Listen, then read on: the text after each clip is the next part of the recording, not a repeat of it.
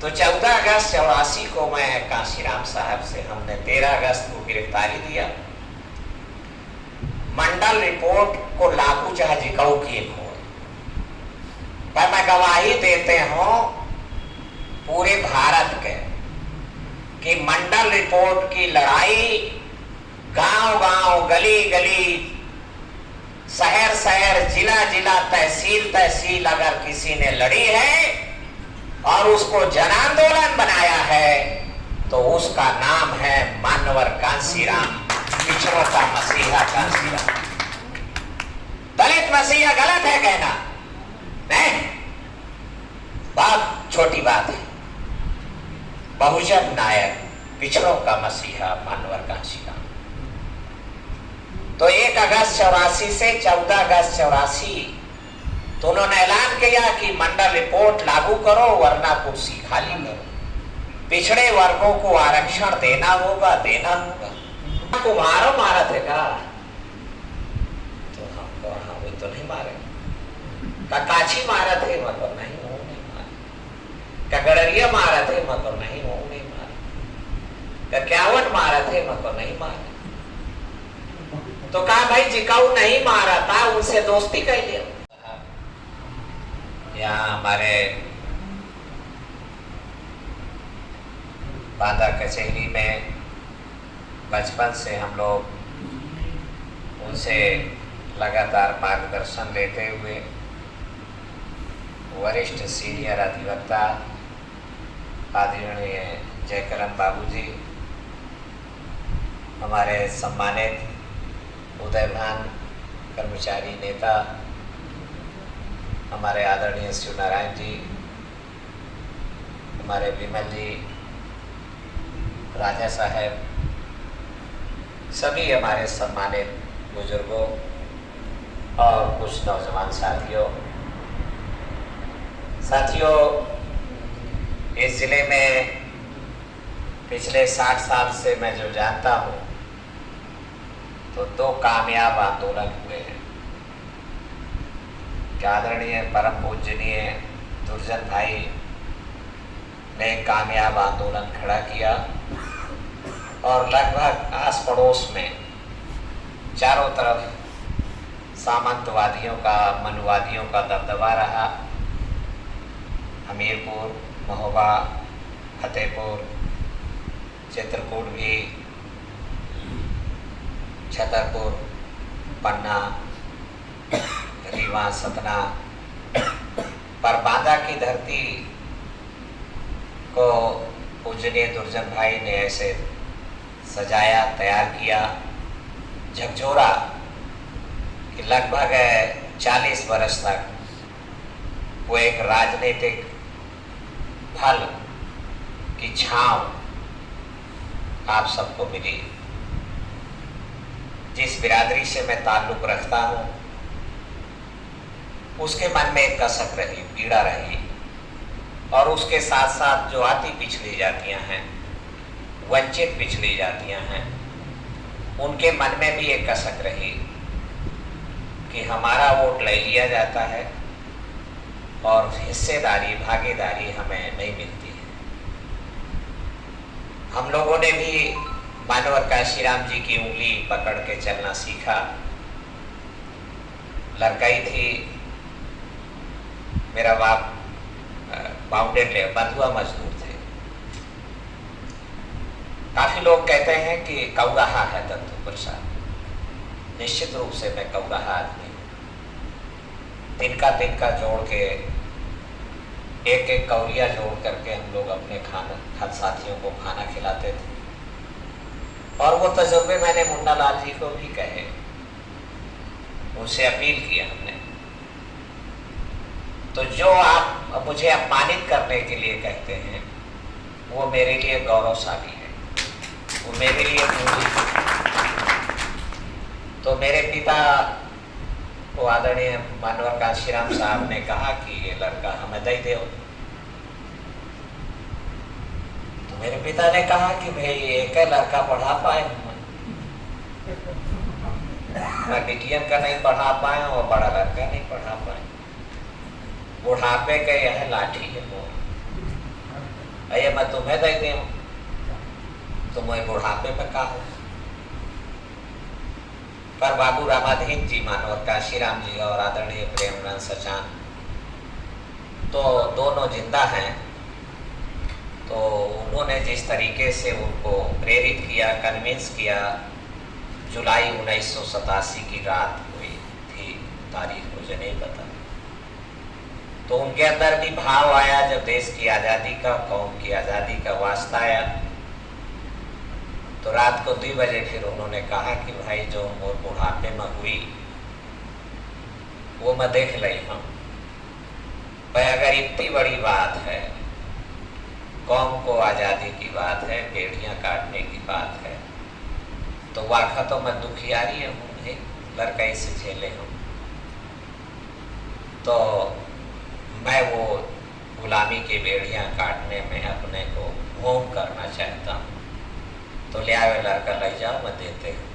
हाथ पकड़ के रात को समर्पित किया। पूर्णकालिक प्रचारक रहे। तो जब हम आए तो यहाँ हमें सवाल किया गया। तो वो सवाल मैं 14 अगस्त 1984 को मानवर काशीराम जी से भी पेश किया। हमें जितने कचहरी में मिले, छात्रावास में बड़े बड़े नेता, तो सब जने दबकावे कहा कि बैकवर्ड वाले ही तो हमारा वोट ले लिए थे और हमारा दुर्जन भाई का हरवा दिए थे।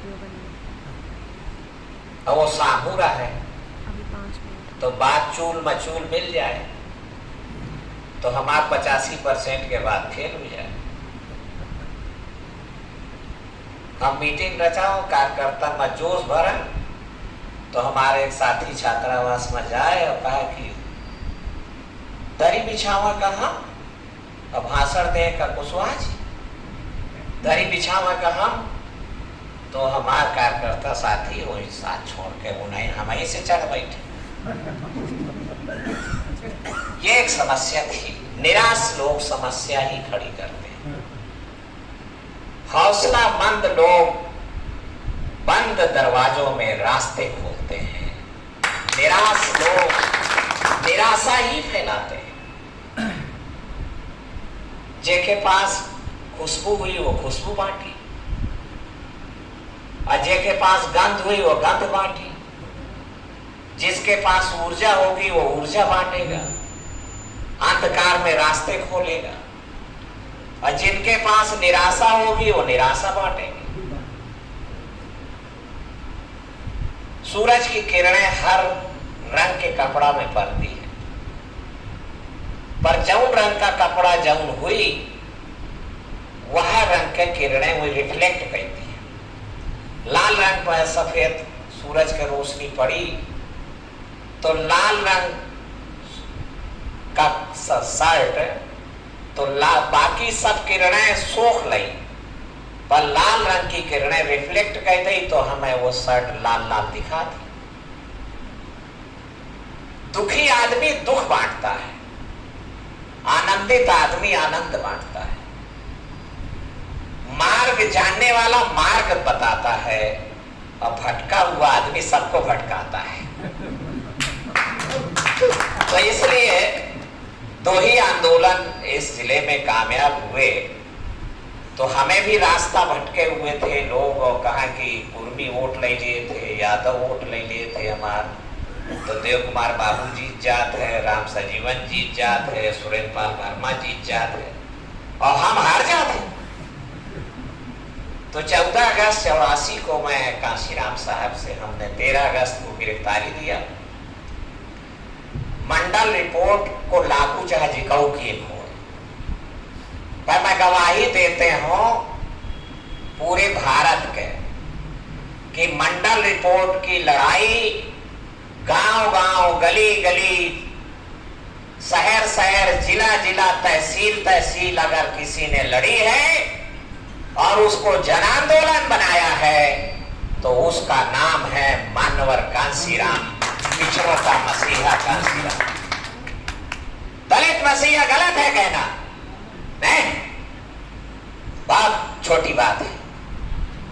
बहुजन नायक, पिछड़ों का मसीहा मानवर कांशीराम। 1 अगस्त 84 से 14 अगस्त 84 तो उन्होंने ऐलान किया कि मंडल रिपोर्ट लागू करो वरना कुर्सी खाली करो, पिछड़े वर्गों को आरक्षण देना होगा। तो 13 अगस्त का हमारा बुंदेलखंड का ड्यूटी ला के कि भाई सब लोग आवे 5 जिला के और समिट गए और 7-8 हजार की संख्या में आवे तो गिरफ्तारी दे। तो हम लोग गए तो 13 अगस्त को गिरफ्तारी दिए, रात में फिर छोड़ दिए गए। वहाँ सरकार के पास कहाँ इतनी जगह है कि रोज जो है 50-100 आदमी गिरफ्तार करे, उन्हें राखे जेल में, जगह नहीं है। तो दूसरे दिन हम मानवर काशीराम जी से मिले, कीमती बात है इसलिए कह रहा हूं। तो हमने कहा साधारण, अब उस समय उम्र हमारी 17 साल 16-17 साल रही होगी। तो पॉलिटेक्निक में मेरा दाखिला हुआ था, वो छोड़ के आया था। तो मैं कहा कि साहब आप बैकवर्ड के लड़ाई लड़ते हो, हम आपके कहे में आ गए। भाई बैकवर्ड वाले तो मारा थे हमें, ये धोखा दिए थे। हम इनोसेंट निर्मल भाव से हमने कहा, तो उन्होंने कहा को मारता है। तो हमारे मुंह से निकला कि यादव मारा थे, पटेल मारा थे। अच्छा वो पश्चिमी उत्तर प्रदेश कैथी का हमें पता नहीं रहा, वहां की खबरें नहीं थी रही कि जाट गुजर मारा थी। तो यहाँ बता दी राठौर नहीं कह रहे, नहीं तो कुछ और नाम ले देते। हम 86 में फिर राठ गए, 1 साल जम के रहे, 1.5 साल जगाए, वहां तैयार किए। तो हम कहा कि इमारत है हमें, तो यहाँ से लाग हमें और खराब लाग, हमको हम दुख बतावत ही नहीं हंस। तो उन्होंने कहा कुम्हारो मारा थे का, तो हमको हाँ वो तो नहीं मारे। काची मारा थे, मतलब नहीं वो नहीं मारे। गड़रिया मारा थे, मतलब नहीं वो नहीं मारे। क्यावट मारा थे, मतलब नहीं मारे। तो कहा भाई जिकाऊ नहीं मारा था उनसे दोस्ती कर लिया, तुम्हारी मार कुटाई बंद हो जाएगी।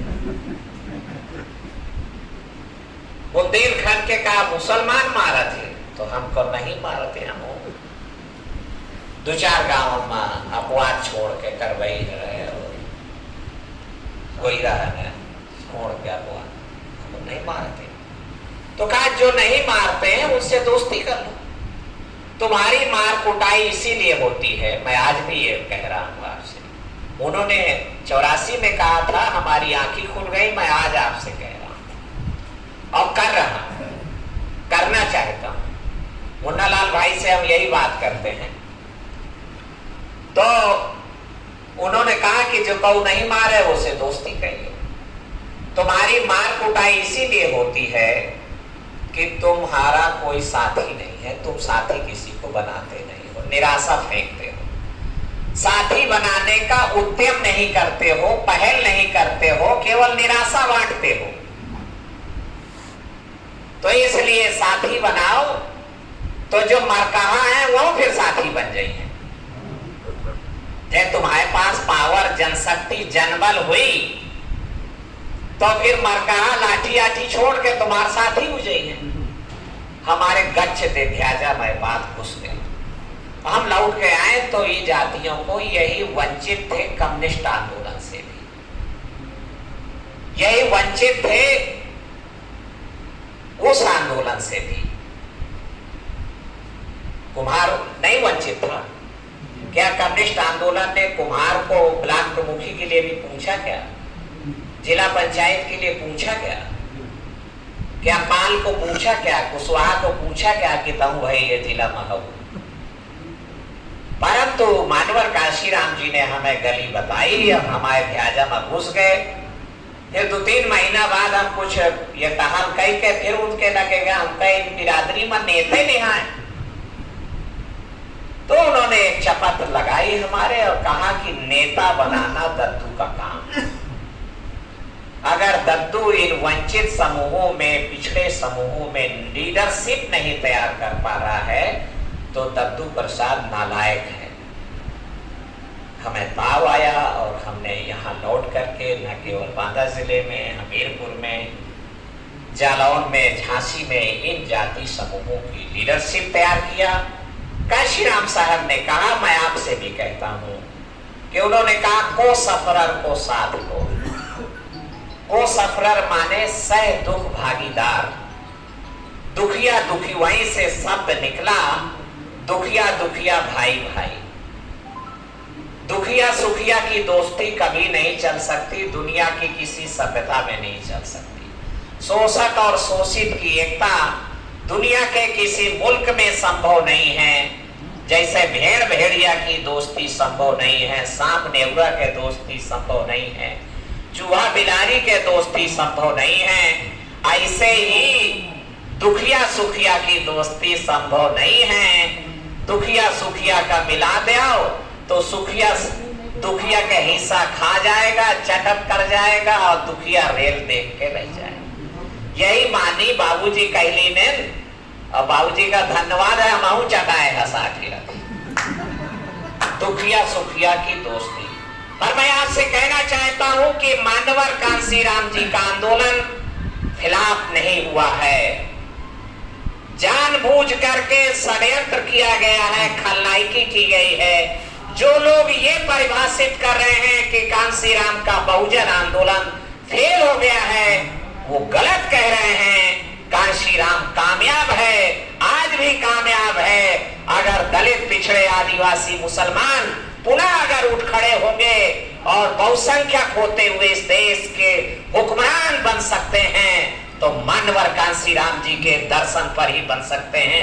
इस भारत धरती में न कार्ल मार्क्स कामयाब हो सकता है, न इस देश में लेनिन कामयाब हो सकता है, न नेल्सन मंडेला कामयाब हो सकता है। इस देश में फुले, साहू, ज्योतिराव फुले और साहू और पेरियार, रामास्वामी नायकर और बाबा साहब अम्बेडकर, मानवर कांशीराम जी का आंदोलन कामयाब है, परफॉर्मेंस दिया है, रिजल्ट दिया है, समाज को छाया दिया है और समाज को फल भी दिया है। खप्पू आदमी खा जाए तुम ना पाओ, तो ये उस मुहिम को, इस विचार को, इस आंदोलन का दोष नहीं है। वो विचार परफेक्ट है अपनी जगह पर, इस विचार पवित्र है और विचार महान है। इसलिए मैं आपसे कहना चाहता हूं, जो कि ये बात मुझे क्यों कहनी पड़ रही है, जो कि पूरे देश में ही नहीं, जिले में और सब लोग भ्रमवश प्रचार कर रहे हैं। कांशीराम फेल, कांशीराम भारी गलती कह डाले, कांशीराम गलती कह डाले, बनाए तो चटा तो डाले, झूठी है बात। मानवर कांशीराम जी के साथ भी खलनायकी हुई है। जिस आदमी के प्राणों पर पड़ गई तो उसने अपने प्राण भी बचाए और अपने आंदोलन भी बचाने की हिकमत रची। मैं गवाही हूं, मैं आपसे कहना चाहूंगा, भरोसा तो फेल नहीं है विचारधारा। फुले, साहू, पेरियार, अंबेडकर और कांशीराम जी की विचारधारा इस देश में शाश्वत सत्य है, जीवंत है और वो आगे भी फलित हो सकती है, कामयाब हो सकती है। मैं ऐसा आपसे गवाही देना चाहता हूं, ऐसा आपसे कहना चाहता हूं कि इस पे, पर उसके लिए मैं लंबा पमारा नहीं कहने के मिजाज में नहीं हूं, तो मैं संक्षेप में आपसे बात कहना चाहता हूं कि हम सबका कल मकसद यहां जो बैठे भाई मुन्ना लाल जी का, राजपूत जी का मकसद, वकील साहब का, निर्धन का लोक कल्याण करना है। ठीक बात कि कुछ यामा संशोधन, इस सब के बैठने का आयोजन का एक बड़ा मकसद है निर्धन का लोक कल्याण करना, कि धनवानों का लोक कल्याण करना। क्यों भाई, निर्धन का आप धिरान हो कि कहूं फंसा न लिए तो जवाब नहीं दे कुछ जने, कुछ नहीं बीच में ठार रही, नयंगा नवंगा जब ने कहती बने लागी वही कहती कह देंगे कि हाँ हमारा यह विचार है। नहीं, निर्धन का लोक कल्याण करना इस श्रृंखला के सभी महान पुरुषों का मकसद रहा है और लोकतंत्र का भी मकसद है। लोकतंत्र, लोगों ने तो ये तो कहा कि ये भी मैंने दीवारों में लिखा देखा कि लोकतंत्र एक धोखा है, चुनाव धोखा है। माले लिखा है उसके नीचे, लेनिन माले, कि लोकतंत्र तो शाश्वत सत्य है, मेजॉरिटी के हित के लिए है। लोकतंत्र दुनिया भर में इसकी लोकप्रियता है। लोकतंत्रात्मक शासन प्रणाली उन लोगों के लिए लाभदायक है जिनकी आबादी ज्यादा है, उनके लिए वरदान है, उनके लिए अमृत है। इसीलिए बाबा साहब अम्बेडकर लड़ करके 1930 की प्रथम गोलमेज सम्मेलन में उन्होंने अंग्रेजों को ललकारा, धिक्कारा, अंग्रेजों को कंडेम किया। तो बेचारे वही तो उनका लग गए थे, नामित गए थे। बाबा साहब अम्बेडकर इलेक्टेड पर्सनालिटी नहीं थे 1930 की गोलमेज सभा में, वो सिलेक्टेड थे, नॉमिनेटेड थे। पर बाबा साहब अम्बेडकर अंग्रेजों के एहसान के नीचे दबे नहीं। उन्होंने अंग्रेजों को भी खरी खरी सुनाई कि 200 साल से तुम आओ, पर जैसे आपने पाया वैसे किया। और चूंकि उन्होंने कहा कि मैं ये भी नहीं दोष देता कि अंग्रेजों ने हमारी उपेक्षा की, अंग्रेजों ने लापरवाही की। उन्होंने कहा कि नहीं, अंग्रेज सरकार इस लायक ही नहीं है कि वो हमारे घाव में मलहम लगा सके, इसलिए अंग्रेजों भारत छोड़ो। पर अंग्रेजों के जाने के पहले भारत में जनता के द्वारा चुनी हुई, जनता के लिए काम करने वाली जनता की सरकार होनी चाहिए, जिसका नाम है जमहूरियत, जिसका नाम है प्रजातंत्र, जिसका नाम है लोकतंत्र। तो लोकतंत्र बाबा साहब अम्बेडकर लेके आए और उस पे काट छांट हुई। तो काट छांट को बाबा साहब अम्बेडकर ने मटियामेट कर दिया कि नहीं, बालिग मताधिकार ही चलेगा, स्वीकार कर लिया गया। पर जिनकी आबादी कम है, लोकतंत्र उनके लिए अभिशाप है, उनके लिए खतरनाक है, नुकसानदायक है, जहर है उनके लिए। इसलिए उन्होंने लोकतंत्र को खत्म करने का प्लान बना लिया। 1936 में प्रथम आम चुनाव हो गए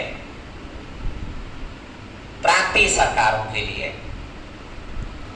तो उस समय हबड़ा तबड़ी थी और बहुत कुछ नहीं कर पाए।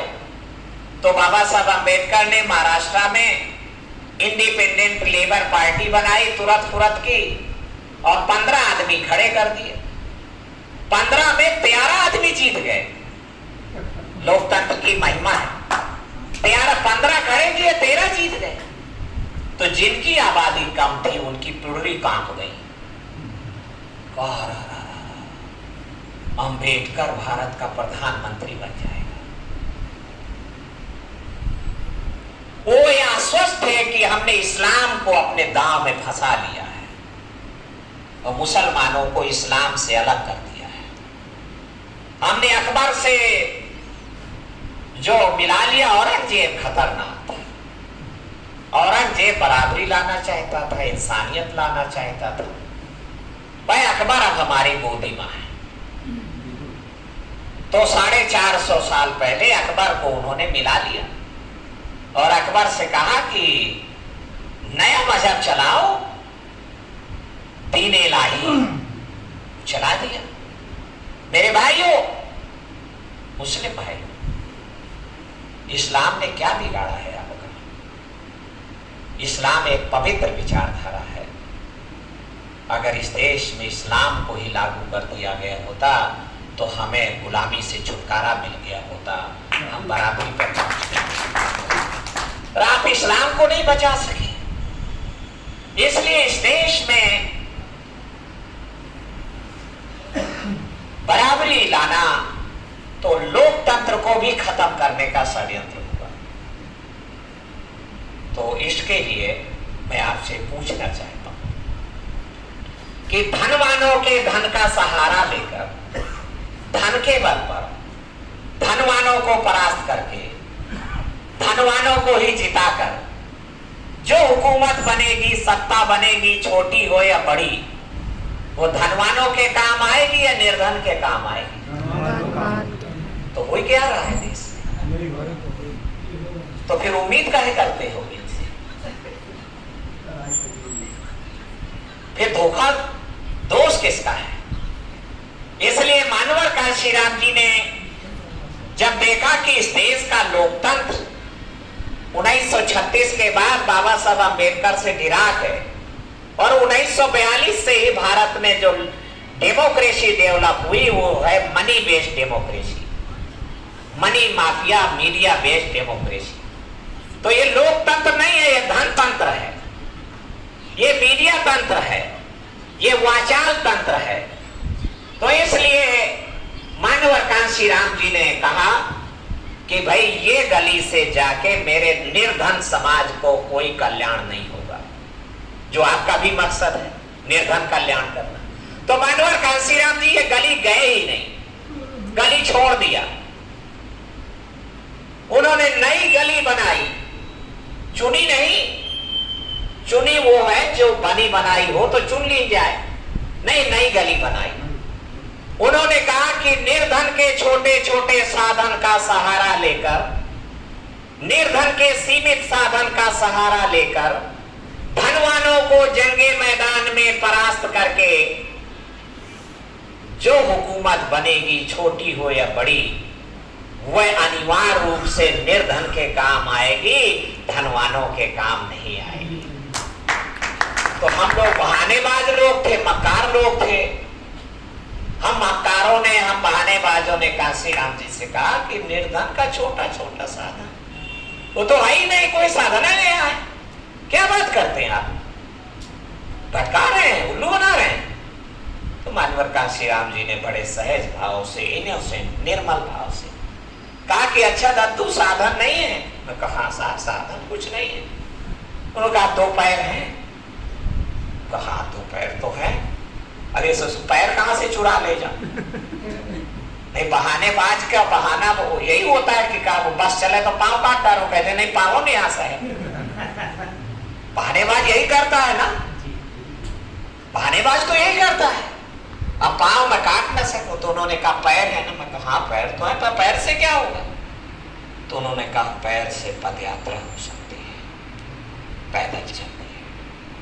उन्होंने कहा पद यात्रा से पूरे एशिया में बुद्ध ने धम्म का प्रचार कर दिया, समानता का प्रचार कर दिया, पद यात्रा हो सकती है।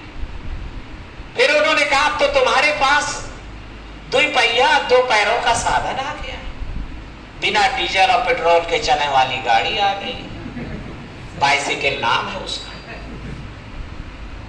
तो साइकिल पे चलने का आह्वान किया तो को चला को न चला।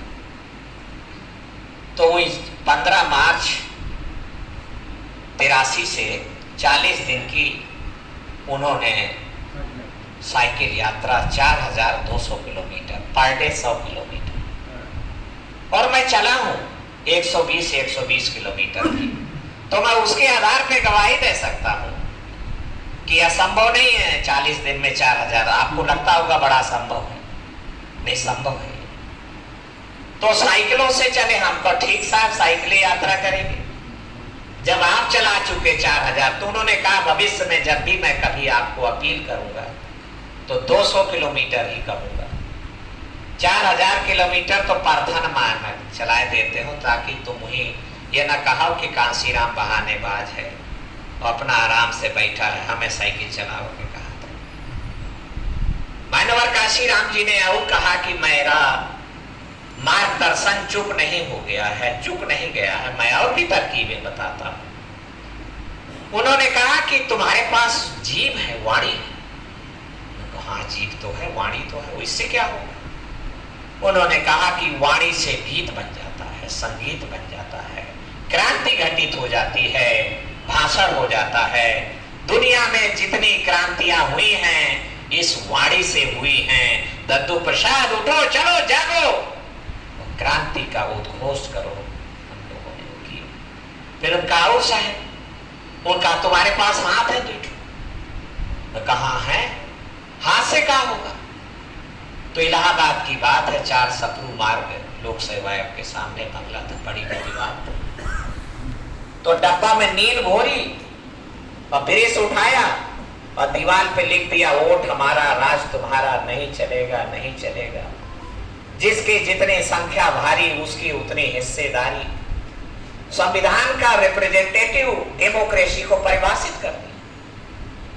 कोई हिंदी अर्थ पूछे अब ज्ञानियों से तो हिंदी अर्थ बताएंगे रिप्रेजेंटेटिव डेमोक्रेसी का कि लोकतांत्रिक प्रतिनिधित्व, और जाने का बताएंगे समझ में हुए नहीं करेंगे। काशीराम जी कितने सरल आदमी, उन्होंने एक परिभाषा दे दिया कि भाई जाके जितनी संख्या बारी वाके उतनी हिस्सेदारी। आज उतनी ही सरल भाषा की जरूरत है। क्लिष्ट भाषा मेरे समाज नहीं समझ पाएगा, मेरा पीड़ित वर्ग नहीं समझ पाएगा क्लिष्ट भाषा, इसलिए इसको समझा जाए। मैं आपसे विनती करना चाहता हूं। तो उन्होंने कहा करके जांजगीर से चुनाव लड़ा, फिर इलाहाबाद से चुनाव लड़ा। उनका मेरा मकसद जीतने का नहीं है। निर्धन आदमी कैसे चुनाव लड़ सकते हैं और निर्धन आदमी कैसे जीत सकता है, इसकी तरकीब सिखा रहा हूं मैं, ट्रेनिंग दे रहा हूं। तो जांजगीर से जब लड़े तो 10,000 साइकिलें उनके साथ चल रही थी, साइकिलों से प्रचार हो रहा था। हमारे बुंदेलखंड में ही सन 89 में मैंने पहली बार गए शरण दिनकर को चुनाव लड़ाया। मैं नाबालिग था मैं। तो हमारा जो साथी जिसको हम तैयार कर रहे थे, उसका वोटर लिस्ट में नाम नहीं निकला रामनिवास का। तो हमारे दिनकर बाबू के लॉटरी खोल गए। तो हम कहते तुम लड़ जा, 2-4 जने से आओ कहा, वो नहीं लड़े। ऐसे दिसंबर भाई कहां लड़त रहा है, बड़ा पुलियती लगाए पर, तो बड़ी मुश्किल से लड़े। तो हम दिनकर जी को तैयार किए, कपड़ा लत्ता पहराए, 4-4 जोड़ी मोजा ओजा और कपड़ा सिवा के एक गाड़ी हम ऐसे लाई गए। हालांकि यही अम्बेडकर नगर एक मोहल्ला है, वहां मैं बहुत घेर लेने पड़े। मैं सही कहते हो, घेर लेने, तो बस मारा बच गया। का सारे तक कम्युनिस्ट का हराव चाहते हैं दत्तू। बिहारी बाबू यदैया विधायक गच्छ दे बनी बबेरू से, तो हमारे वर्मा जी कूद पड़े हुए आए।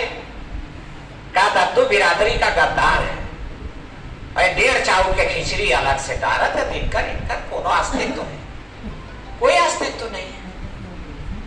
भैया दैया गच्छ दे दुर्जन भाई का नहीं जिता होगा, ठीक है, पर बिहारी बाबू गच्छ दी जीती दुर्जन भाई के मरे के बाद। तो खैर वो एक बाधा, तो जब वही वर्मा जी के कचहरी में तो चंदपाल पारा वाला तरीर के आंखी दिखास करे वर्मा तो चुना लड़िए। तो लुड़ू सुन के हुई, कहा दादू तुम्हारी बात है, मैं ना लड़े हो तुम, कैसा है सीपीपी सिंह का सरकार बनने वाली है। आओ राम सजीवन हमें जिला पंचायत चेयरमैन बनवा चुका है, वही संसद बनेगी। मेरे भाइयों, मैं आपसे कहना चाहता हूं कि हमने हिम्मत नहीं हारी और खड़ा किया कैंडिडेट। तो साइकिलन से प्रचार हुआ बबेरू, पूरा साइकिलन से। एक गाड़ी ऐसे ले गए, एक गाड़ी वही पतवन से की, और 2 गाड़ी में केवल मात्र चुनाव हुआ और 19,000 वोटें लेके बिहारी बाबूजी का 14,000 मिली। तब फिर हमें आदमी कचहरी में घुसे लायक है, मारे ना नहीं कहो मारे जाते। इतने सारे गद्दार खलनायक भाई जीते न दीने बिहारी, तब वो कहन कि यार दिनकर के 4,000 वोटें हाथी में ऊपर जाती तो जीत जाती। मेरे भाइयों, तो ये राजनीतिक पैतरेबाजी है, पर मैं मूल बात आपसे कहना चाहता हूं जो बहुत कीमती है, कारगर है, कि सीमित साधन की फिलॉसफी, छोटे छोटे साधन का बड़े पैमाने पर उपयोग करने की फिलॉसफी को, इस दर्शन को जब तक आप नहीं पकड़ेंगे, इस पे लौटेंगे नहीं, तो हम दोबारा उठ खड़े होने के लायक नहीं बचे हैं। आपका बनाया गया जड़ें काट डाली गई है। बस 10 साल पहले चिल्लान रहे, और बल्कि मैं मानवर कांसीराम जी को तो 1994 में लिखित में दिया कि आपदा से वापस बुला लीजिए, बचा लीजिए मायावती को यूपी के प्रभार से। लिखित में वो लेटर अभी भी हमें मिल गया, किताब में छाप दिया है। 35 विधायकों के 4-5 कैबिनेट मिनिस्टर के दस्तखत है उसमें, मानवर का शिव जो लगे पहले कह नहीं बतायो, पहले कह नहीं बतायो। पहले हम 1994 में तक लिखित में कहा, वो दस्तावेज सबूत है इस बात का। इसलिए हम अभी 10 साल से बहुत चिल्ला रहे हैं कि इसको बचाया जाए, ये आंदोलन को नीतियों पर, सिद्धांतों पर लाया जाए, पर हार गए ना। फलन के टोकनी उनके पास रहे तो यही का नहीं, फल दिखा दे कहा तय हमारे साथ दे, हम तुम्हें फल देंगे। मोसे आदमी यहाँ में तो पास फल है मगर फल तो नहीं है, फलन के टोकनी तो नहीं के लगे, तो हमार बात सुनी ना। नसीमुद्दीन को भी 94 में कहा तो कहा नहीं, वो मेरठ में फल दिखावती है हमें। बहुकलिवाई यात्रा में तिदवारी में बस से उतर गया, मैं कहना मसीहा मानवर कांशी राम जी हैं, उनके बारे में हम नहीं सुन पाएंगे, कर पाएंगे। इसलिए मैं आपसे कहना चाहता हूं मेरे भाइयों, ये छोटे साधन की, सीमित साधन की जो फिलॉसफी है, जो रणनीति है, वो कारगर है और इस पर चलकर ही हम भारत में न केवल विजेता बन सकते हैं बल्कि भारत के पुनः हुक्मरान बन सकते हैं। न केवल सूबे की सूबेदारी बल्कि प्रधानमंत्री के पद पर आप आगे बढ़ सकते हैं। और भागीदारी आंदोलन एक माध्यम, एक उपाय है, एक टूल्स है, एक तरकीब है भारतीय, और इसके प्रणेता है मानवर कांशी राम जी ने जो आर्थिक मुक्ति आंदोलन चलाया, उसका एक पार्ट है। नंबर 1 पार्ट भारतीय किसान मजदूर आंदोलन, नंबर 2 भारतीय भागीदारी आंदोलन। और इसकी शुरुआत 120 साल पहले 26 जुलाई 1902 को महात्मा ज्योतिराव छत्रपति साहू महाराजा ने 26 जुलाई 1902 को अपने कोल्हापुर रियासत से उन्होंने पिछड़े वर्गों को, अछूतों को 50% आरक्षण अपनी कोल्हापुर रियासत में घोषित किया और अपने पूरा किया, उसको कंप्लीट किया। उन्होंने चामराज वाडियार मैसूर के राजा को समझाया कि आप भी अपने यहाँ, उनकी सोच थी कि जिस समाज की शासन और प्रशासन में हिस्सेदारी नहीं होती है वो समाज अपने हितों की सुरक्षा नहीं कर पाता है, और जो समाज लंबे अरसे तक अपने हितों की सुरक्षा नहीं कर पाता है वो समाज एक न एक दिन गुलाम बन के रह जाता है। तो जिन लोगों को अपनी गुलामी से छुटकारा पाना है तो उनके शासन और प्रशासन में हिस्सेदारी और उसमें से चरित्रवान, शीलवान लीडरशिप को लेके आगे आना होगा। अगर आपने शील विहीन, चरित्रहीन लीडरशिप लेके आ गए तो बदलाव नहीं होगा, मैं लिख के दे सकता हूं। इसलिए आप जो ये चुन रहे हैं कि जैसा नेता मिले वही का जिता दे आओ, ये खतरनाक नीति है। इसलिए साहू महाराजा ने 26 जुलाई 1902 से अपने रियासत में लागू किया, चामराज वाडियार मैसूर इस रियासत में लागू कराया भागीदारी को, और सयाजीराव गायकवाड़ बड़ौदा के स्टेट में लागू कराया। होलकर इंदौर के राजा थे तो वहां भी उनको समझाया और ये भागीदारी की बात वहां से शुरू हुई। तो ये शुरू हुई है और भागीदारी कई क्षेत्रों में आगे बढ़ी है, पर आज भी कई क्षेत्रों में भागीदारी की हमें जरूरत है। संपदा के अभी नौकरशाही में जिनकी आबादी 85% है उनकी हिस्सेदारी है 50%, 49 है बल्कि, और जिनकी आबादी है 15% उनकी हिस्सेदारी है 51%। इसीलिए तो वो जनगणना जाति नहीं कराना चाहते कि पोल पट्टी खुल जाएगी, उजागर हो जाएगी, तो अभी तो घपला है। अभी वो कहते हैं कि भाई 22.5% से SC ST की आबादी, अनुमानित है 52% की पिछड़ों की आबादी, अनुमानित कह रहे हैं, और मुस्लिम की आबादी 10-11%। स्टेट वार जाति जनगणना धर्मवार होती है, ईसाइयों की होती है, बुद्धिस्ट की होती है, जैनियों की होती है, जाति आधारित धर्मवार जनगणना। दुई की नहीं हो रही जाति है। जिकाऊ माल खाए, हिस्सा खाए, दबोचे बैठे, वही अपन गणना नहीं करा। आज जिनका हिस्सा लूट लिया गया है वही अपनी जाति जनगणना नहीं होने दे, वो उनकी होने करा नहीं रहे। तो दुई तरकीबें हैं। या तो शासन को बाध्य करो, 52% बाध्य तो कर सकता है, पर इसकी मारक क्षमता, इसकी करुणा, ये फैलाव इसका विस्तार से हो, इसके लिए हमें बहुत ही गुरुतापूर्ण दायित्व है। ये छोटा आंदोलन नहीं है। इसलिए हम जब भी भाई मुन्नालाल जी को दिल्ली में मिले, हम उनको गले लगाए, अभी लखनऊ में, अभी हमें कहा कि 7 मई को ग्वालियर आओ दौगे, तो मैं बहुत दौगत ग्वालियर गया हूं, और ऐसा मुझसे कहा कि आदमी कम है। मैं तो 2 आदमी को समझाता हूं, 5 आदमी को समझाता हूं, फुल समझाता हूं। ये अपने गुरु से सीखा है मैंने।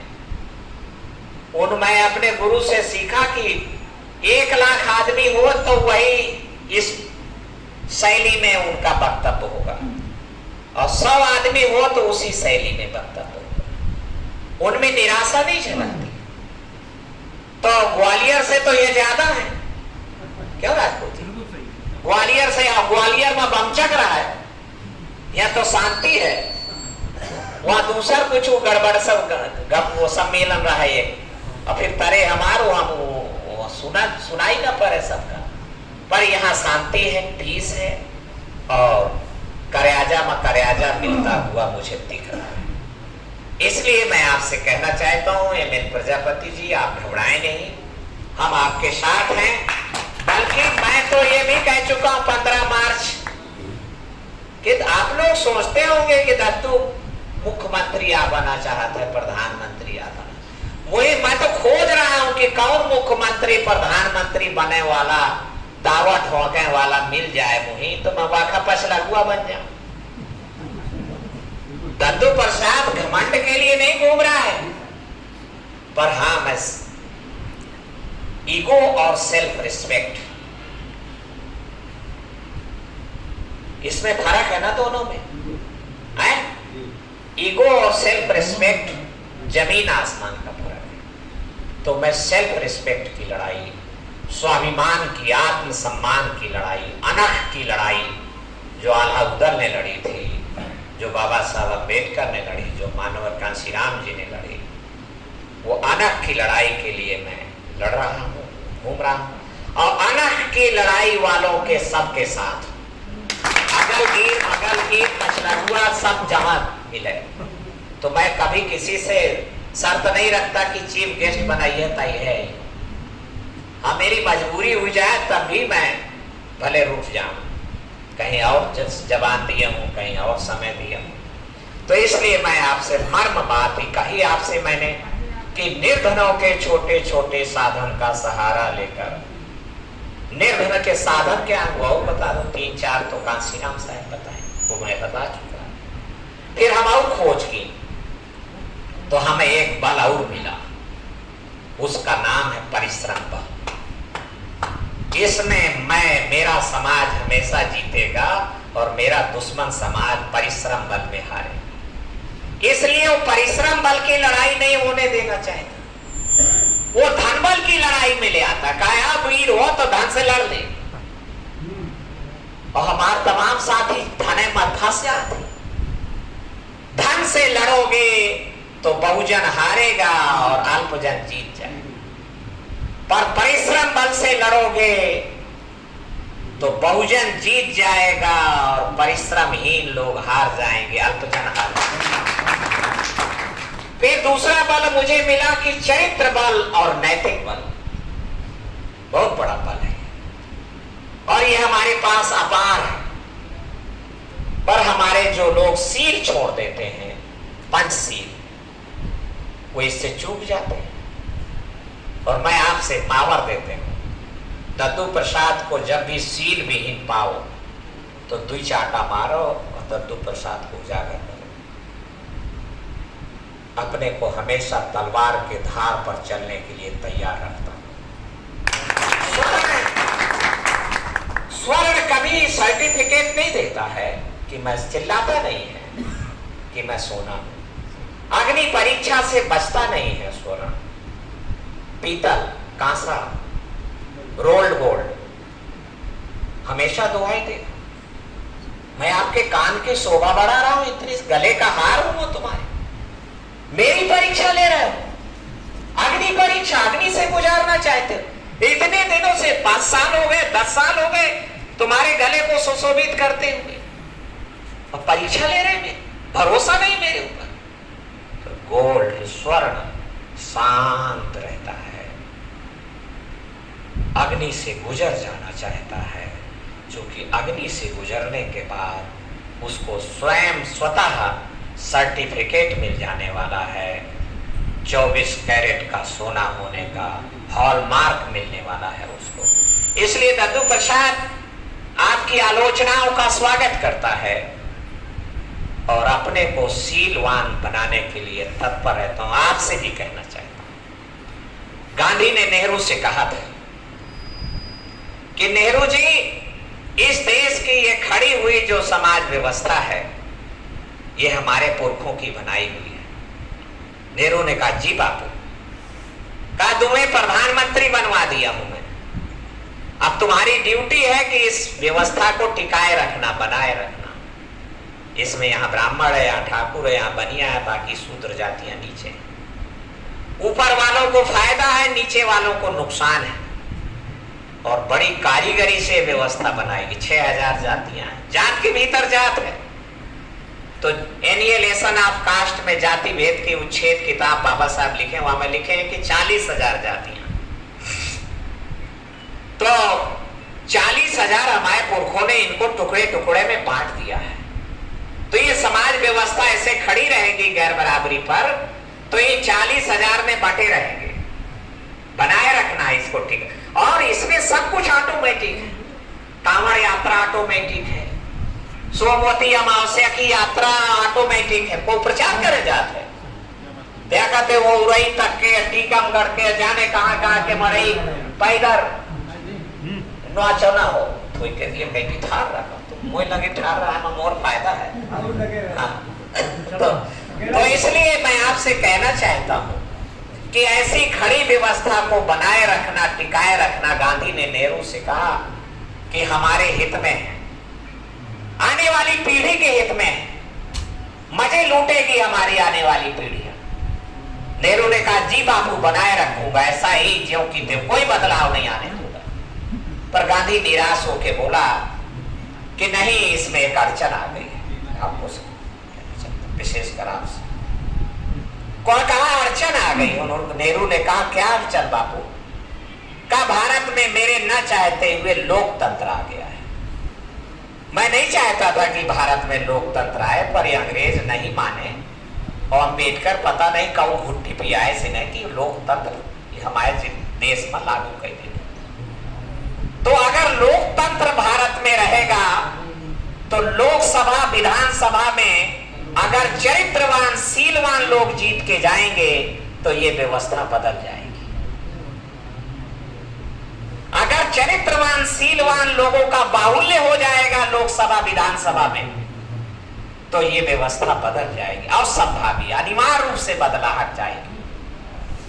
तो नेहरू भी गंभीर हो गया। नेहरू ने कहा, जी बापू, फिर क्या करना चाहिए, तो बचाव क्या है? तो गांधी ने कहा कि इस व्यवस्था को टिकाए रखना तुम्हारी और मेरी ड्यूटी है, इसलिए लोकसभा, विधानसभा में चरित्रवान, शीलवान लोगों का बाहुल्य नहीं होना चाहिए, चरित्रहीन लोगों का बाहुल्य होना चाहिए। उन्होंने कहा, कैसे बापू? कहा, देखो, मैंने अपनी ड्यूटी पूरी किया।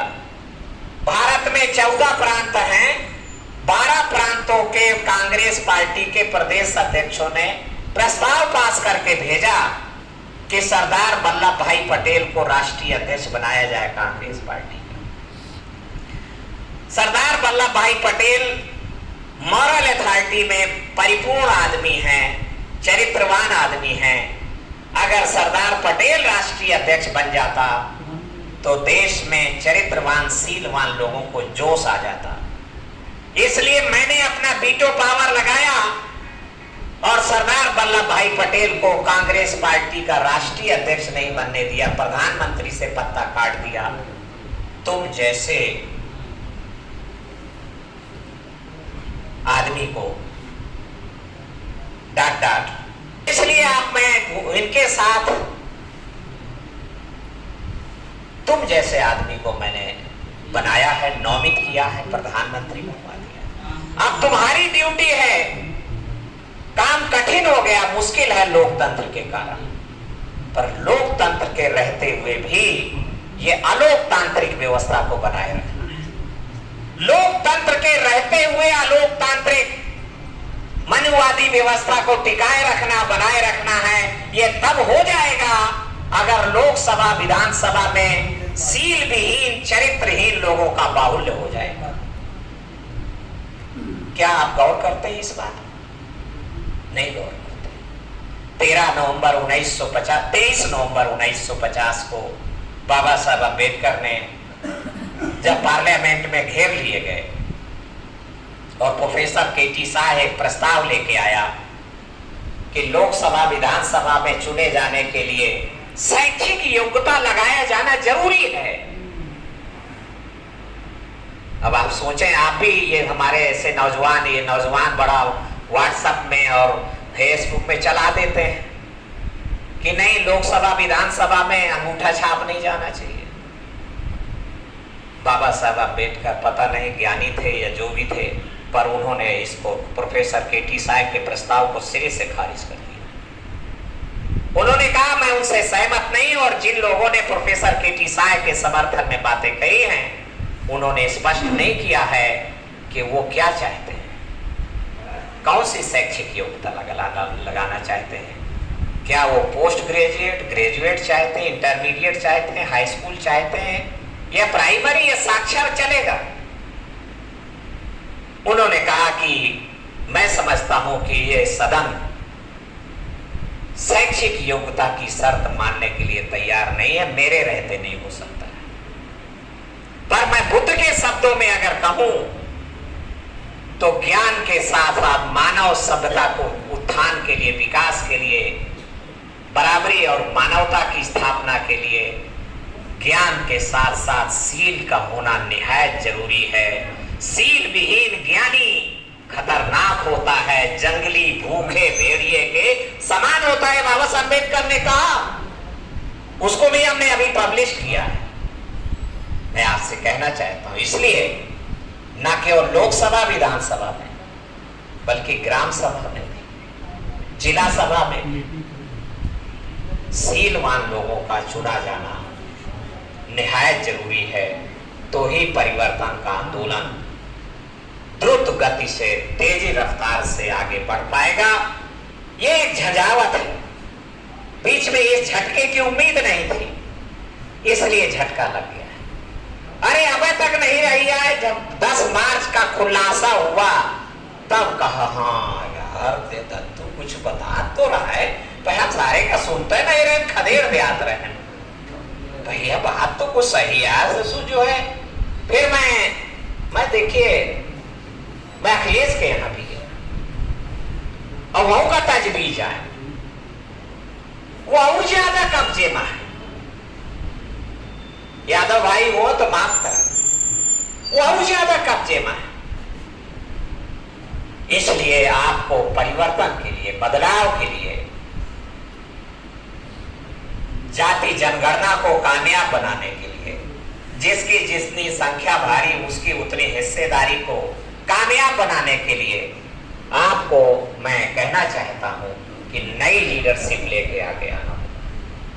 ये बनी बनाई लीडरशिप, नेता आपके भोथरे हो गए, चाहे बिहारी हो, चाहे पश्चिमी उत्तर प्रदेश वाले, चाहे मध्य प्रदेश वाले, चाहे महाराष्ट्र के हो और चाहे यूपी के हो।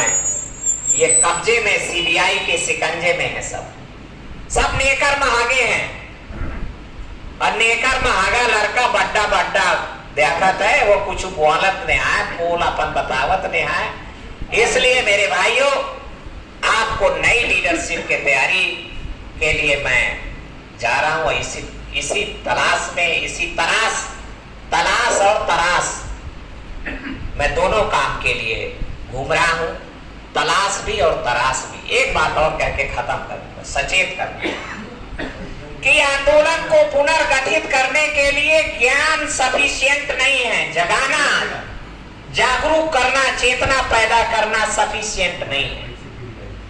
आपके शायद स्मरण में है कि ज्ञान ही सफिशिएंट है, जागृति ही, जगाना ही सफिशिएंट नहीं है। मैं अपने अनुभूति से कह रहा हूं कि इसके साथ साथ करुणा और प्यार बहुत जरूरी है। बिना करुणा के हम जोड़ नहीं पाएंगे समाज को, आकार से जोड़ नहीं पाएंगे। इसलिए मेरी आपसे विनती है कि करुणा, बुद्ध ने उंगली मार, अब आजकल वो तो का कहो जाते हैं, आतंकवादी ना कहो जाते भाई, 999 मार चुका, एक बचा रहा है, तो महतारी तक जा बंद कर दी। महतारी पहले खाना देती जाती थी, लड़का है चाहे टुकड़ा है, पर जब वो 995 तक गिनती पहुंच गए तो महतारी कांप गई कि मेरा नंबर न लगा देगा, क्या ठिकाना।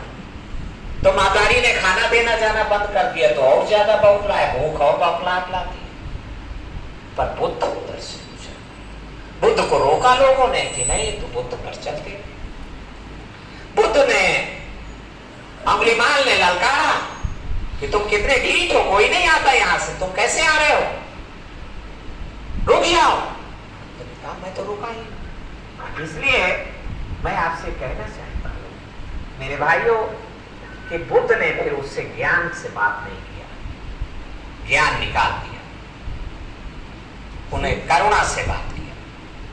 और करुणा से बात किया तो एक खूंखार आतंकवादी, जब बुद्ध ने करुणा वात्सल्य का हाथ उनके पीठ पे रखा तो मोम की तरीके से पिघल गया, कठोर चट्टान था वो अंगुलीमाल, और उनके भिक्षुसन में शामिल हो गया। इसलिए मेरे ज्ञानी भाइयों, ज्ञान की भाषा भी जरूरी है, उपयोगी है, मददगार है, पर करुणा की धार ज्यादा तेज है, व्यक्ति को जोड़ देती है, मजबूत भाईचारा बना देती है। इस करुणा से हम जोड़ने में कामयाब हुए, मानव काशीराम जी जोड़ने में कामयाब हुए।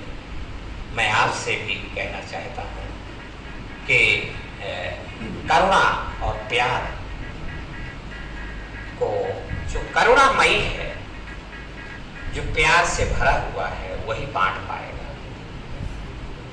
तो जिन्होंने काशीराम के आंदोलन के केवल फल देखे हैं और फल खाए हैं, वो जड़ों के बारे में क्या जाने बेचारे।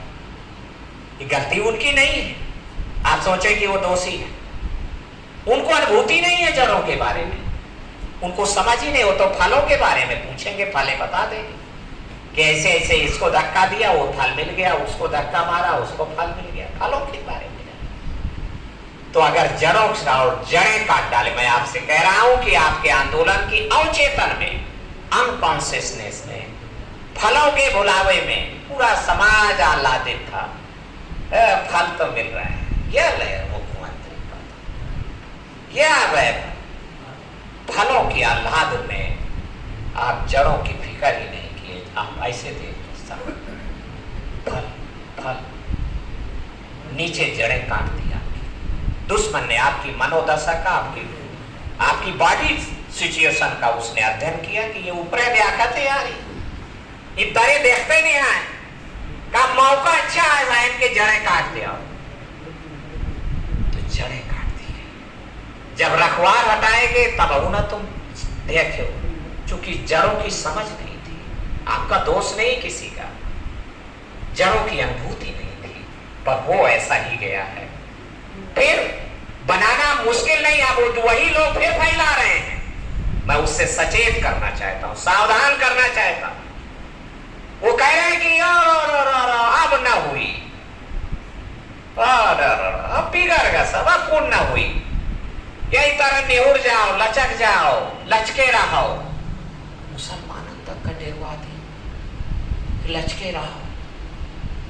वो जफर अब जिलानी से मिला, कहा नहीं अब हम कुछ नहीं कर, अब मंजूर, हमारे उसमें हदीस में भी लिखा है कि जब हुकूमत खिलाफ हो तो चुप हो जाओ। तो ऐसे लोग डरवा दिए गए। मैं आपसे कहना चाहता हूं कि डरने की जरूरत नहीं है। आपके महापुरुषों का आंदोलन आपका रास्ता प्रशस्त करेगा। तमन्ना सच्ची है तो रास्ते मिल जाते हैं, तमन्ना झूठी है तो बहाने मिल जाते हैं। दुनिया में जो लायक लोग होते हैं वो रास्ते खोज लेते हैं, दुनिया में जो नालायक होते हैं वो बहाने खोज लेते हैं। निर्भर करता है आपके ऊपर कि आप खोज क्या रहे हैं। अगर आप रास्ते खोज रहे हैं तो आपको रास्ते मिल जाएंगे, अगर आप बहाने खोज रहे हैं तो सुंदर से सुंदर बहाने मिल जाएंगे। तो निर्भर करता है कि आप खोज क्या रहे हैं। तो अगर आप रास्ते खोज रहे हैं तो निश्चित रूप से हमें आप सबको रास्ते मिलेंगे और बहुत जल्द इस आतताई सरकार जो हर किस्म का आतंक कर रही है, तो उसके लिए आप ग्रास रूट पे जाना होगा। अब क्लासेस से मासेज में जाना होगा, क्लास मीटिंग से आगे बढ़ना होगा, मास मीटिंग करना होगा। और हम उसके एक्सपर्ट हैं, कर ही रहे हैं। तो आप सबको पुनः आह्वान करते हुए आपके मन को पुनः ऊर्जा से भरने की कोशिश करते हुए मैं आपसे कहना चाहता हूँ कि हम होंगे कामयाब एक दिन। मन में है विश्वास, पूरा है विश्वास। जाति जनगणना हमारे लिए नितांत जरूरी है और जिसकी जितनी संख्या भारी उसकी उतनी हिस्सेदारी नितांत जरूरी है। 26 जुलाई को भागीदारी दिवस के 120 साल पूरे होने पर दिल्ली में कॉन्स्टिट्यूशन क्लब में मानवर कांशीराम जी का एक चेला कुछ गुणी लोगों को, कुछ करुणामयी प्यार वात्सल्य लोगों को आमंत्रित कर रहा हूँ, आवाज दे रहा हूँ कि कॉन्स्टिट्यूशन क्लब में पहुँचे। 25 जुलाई को यहाँ से चलें और चल करके वहाँ पर अभी से टिकट अपना करा लें।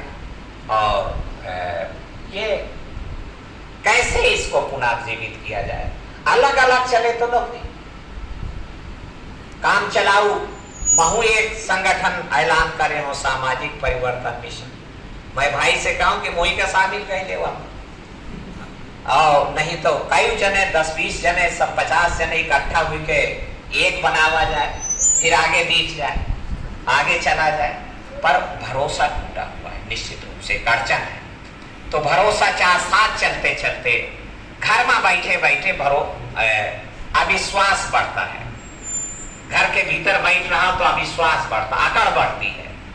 पर अगर घर से बाहर निकलते हैं, घामे में निकलते हैं, पसीना में पंखा बंद हो जाए और पसीना चहक कर बहे तो भरोसा जमता है कि यार पसीना ज्यादा बहे लाग तो भागा निहाय फलाना।